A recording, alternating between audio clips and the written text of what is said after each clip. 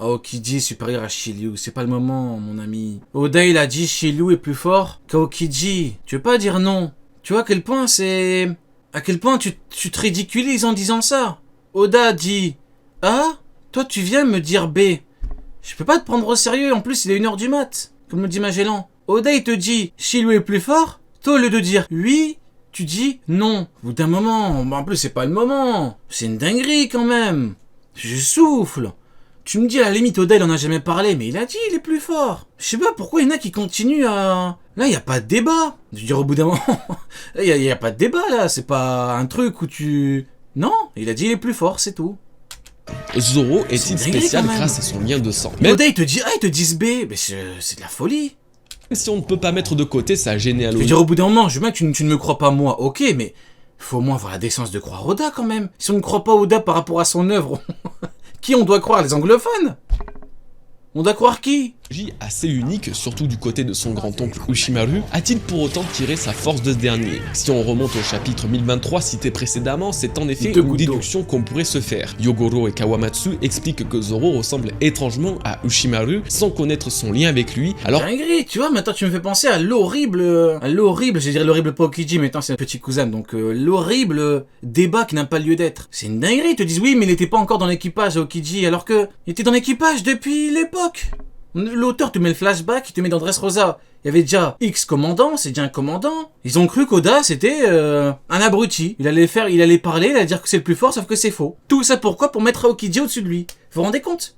Oda doit chier sur un truc qu'il a dit, qu'il a officialisé, parce qu'ils ont envie que Aokiji soit au-dessus, c'est grave. Enfin, au bout d'un moment. Alors que ce dernier... Dis-moi demain, Oda il dit que l'horrible Mid est plus fort que Shanks. Et bah je devrais dire oui, il est plus fort que Shanks. S'il le dit. Mais non, il l'a pas dit. Un descendant du dieu des lames Ryuma, un samouraï borgne. Il est d'une facilité absolue d'imaginer que dans le scénario actuel, Zoro sera le nouveau Ryuma, celui dont la force et la légende transcenderont l'histoire pendant des centaines d'années. Pour autant, ce n'est à mon sens pas le signe d'un simple pouvoir hérité faisant... C'est fou quand même un Ryuma. On le met à un niveau, enfin beaucoup le mettent à un niveau de fou, alors que Palmarès, ce dragon, attention, on n'est pas à l'abri de... automatiquement de lui un épéiste aussi compétent. Si Zoro devient le nouveau dieu des lames comme le... De vrai, Ryuma, il y a un truc de ouf autour de lui ou pas? Parce que je vois, on s'emporte et tout souvent, Légende Level et tout, Pirate King Level, j'ai vu.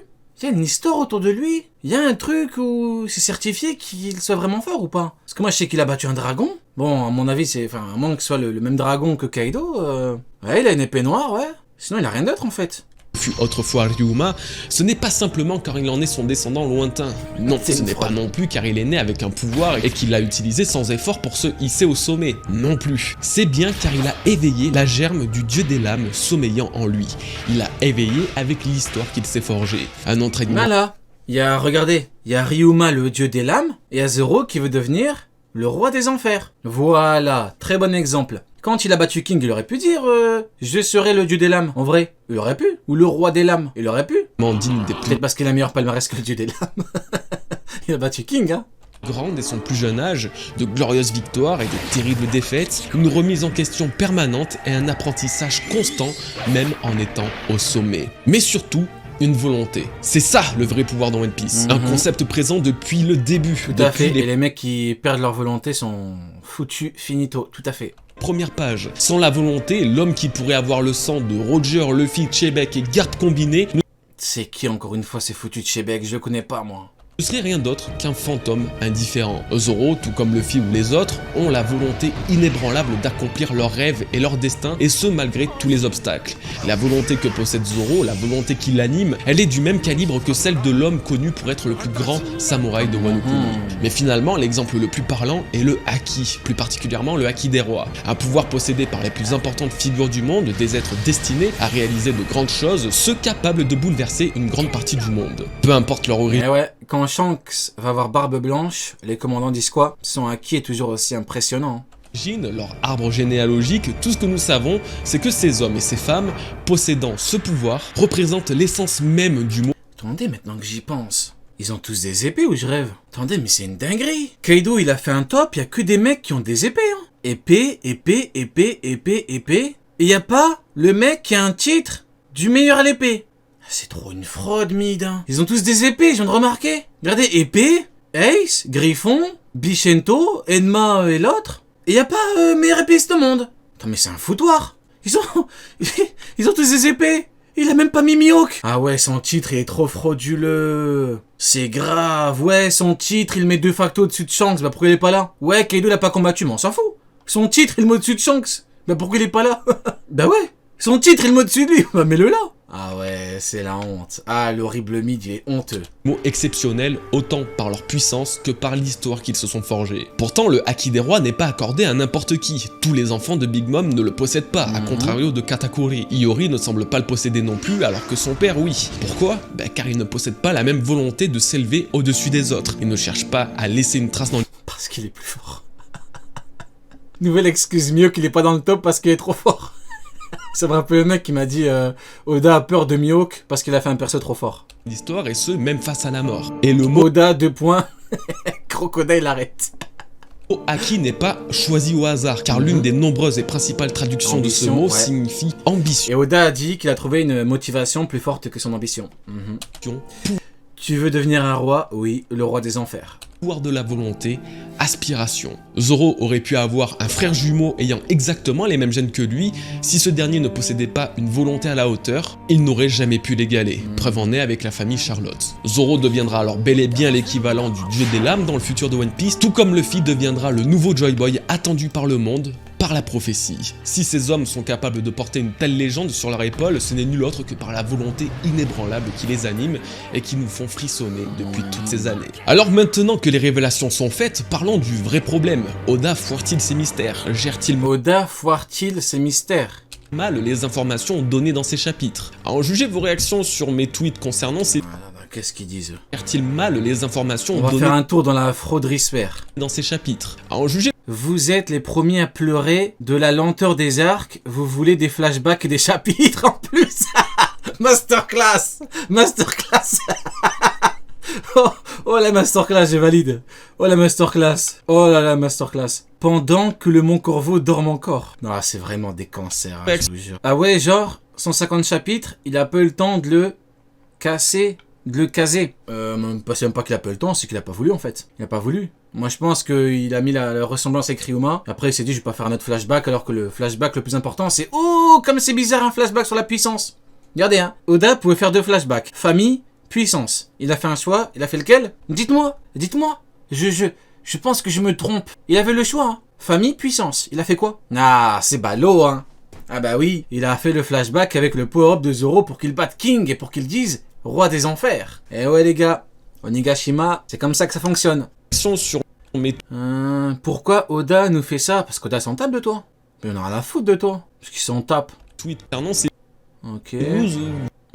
Comme jamais, commu, jamais contente. Si Oda décide de le faire, oui, c'est vrai, jamais contente, c'est vrai. Vous semblez dire qu'on espérait voir les origines de Zoro dans Wano. Quasiment unanime sur le sujet, et je vous rejoins sur ce point. Quand sur les 150 chapitres de Wano Kuni, nous avons eu des lenteurs insoutenables, des scènes inintéressantes, il est indéniable de rire au message d'Oda qui dit ne pas penser élaborer le passé de Zoro en détail, donc je le fais dans le SBS. Clairement, il avait le temps de le faire, d'autant mais ça c'est sûr qu'il avait le temps. C'est même pas une question de temps, c'est une question de trouver le bon moment. Parce que le temps, il en avait, mais trouver le bon moment...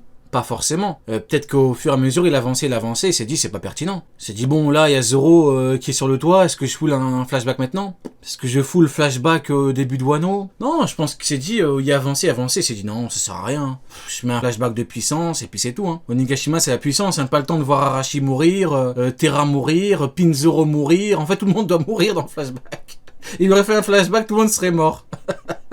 Il y aurait eu Pinzoro qui meurt. Ouais, en fait, non, en fait, c'est vrai, il a dû se dire, c'est même pas intéressant, quoi. Un flashback pour que tout le monde meure. Plus sur Wano Kuni, qui était le lieu parfait pour de telles révélations. Mais ça, c'est ce qu'on pense. Loin de moi vouloir faire l'avocat du diable, hein, mais ça doit pas franchement être évident de créer une telle cohérence dans l'histoire étalée sur des dizaines d'années à la fois dans le manga et à la fois dans la vie réelle. De plus, Oda n'a à aucun moment fait de promesse à ce sujet en disant qu'il allait révéler telle ou telle histoire à tel moment. C'est la communauté qui demandait une telle chose, c'est la communauté qui l'attendait. Alors oui, en tant que membre de cette communauté, je ne comprends vraiment pas comment dans ses plans pour Wano Kuni, il a pas calé une petite note insérer ici l'histoire de Zoro pendant une moitié de chapitre, alors qu'il a très bien su le faire pour Okawamatsu et tous les fours rouges en général. Mais ça, ce n'était qu'une de nos attentes à nous. Tout comme les théories, il ne faut pas laisser passer la passion. Tout comme les théories, les attentes, quand t'as des attentes particulières, bah écoute, tu te dis, ah, c'est dommage, j'aurais vraiment voulu que ce soit ça, c'est de la merde. Mais non, t'as juste voulu quelque chose que l'auteur n'a jamais eu envie de faire. Les fantasmes au-delà de la véritable histoire de One Piece. Je pense tout simplement que l'histoire des parents de Zoro n'était pas assez extraordinaire et c'est une façon pour lui de le prouver en le dévoilant de cette manière dans un SBS. C'est son choix, un choix qui nous ravit pas forcément, mais qu'on est obligé d'accepter. Après, il faut aussi noter que si ses parents restent totalement modestes malgré le sang de samouraï coulant dans leurs veines, c'est intéressant de ne pas se focaliser sur eux. Ça prouve davantage que Zoro n'a pas eu besoin de leur influence, ou de l'influence d'un tel ou d'un tel, pour devenir ce qu'il est aujourd'hui. Toujours malgré ses origines remontant à Wano Kuni, Zoro a prouvé avoir mérité sa force par la dure labeur de son entraînement. De son enfance, il ne s'est jamais relâché. Sa quête de la perfection et du titre ultime épéiste a été pour lui la vraie source. Zoro, c'est pas vraiment un fils d'eux, ça c'est bien. Il s'est entraîné durement, il est parti affronter l'horrible Mid sur le barachier, et il a mis sa fierté de côté pour que l'horrible Mid l'entraîne. C'est Roronoa Zoro, hein. De ses pouvoirs. Au final, je préfère que ses parents soient manga, catégorisés comme random à travers leur révélation dans un SBS à la va-vite. Ça ne fait qu'enjoliver l'histoire de Roronoa Zoro qui n'a eu besoin de rien d'autre que lui-même pour devenir. Non, en vrai, j'ai bien aimé, parce que son père, il était pas archi fort. Avec son père, il est mort contre des brigands. Ouais, son porc, il a... son porc. Oh putain. Son porc de père. Son père, pardon, excusez-moi. Son père s'est fait fumer par des brigands. Ouais, je vais avancer parce que je vais... Voilà les bros, et vous, qu'en pensez? Ok, c'est fini. J'ai allumé Arashi pour rien, c'est une dinguerie. Bon, en tout cas, pas mal du tout, hein.